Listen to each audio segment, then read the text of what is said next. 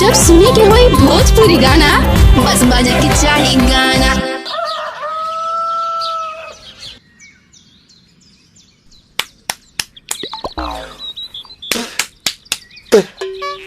ताए भैया ताहे लरुआल बारा का कहीं रे मने नहीं लागत। मन में ता हो दिल बा, ओकरा से मिलला बड़ी दिन हो गइल बा।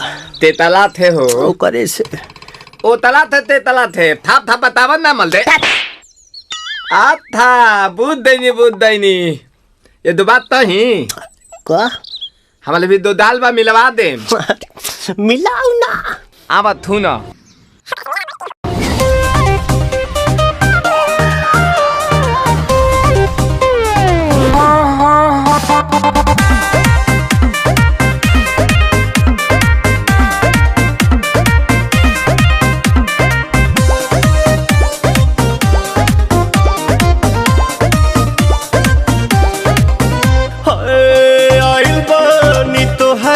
गलिया केने बाड़ू हमार ललिया और देखो ना यारावा के पैसन भइल बा हलिया बढ़ता बेचैनिया दादा मुश्किल भइल बा जीना ले लो पुदीना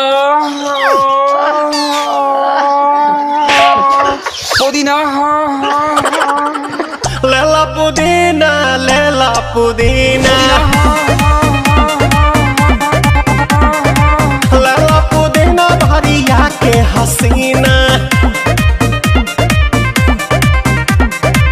रे रबिया नायिका रे लूटा ना भैया तलाई माला तनी मार मार नितला ना नितला जल्दी नितला बहला हो नितला ना नितला जल्दी नितला बहला हो मिले थाती आइल तोहर दाँव के लाभला हो मिले थाती आइल तोहर साथ तो अब ता तली सोचा तानी बारह बाबा झट देखता रही तो सनो मामा से हमारा मिला न मायरा ना तो हम दे देम यही जे पर नामा हो बेची बेची गावतानी गंगा मायरा। 1 मिनट भाभी, आती हूँ। अरे अरे अरे क्या कर रहे हो? वीडियो पसंद आए तो वीडियो को लाइक कर दो, एक प्यारा सा कमेंट छोड़ दो, अरे चैनल को भी सब्सक्राइब कर दो।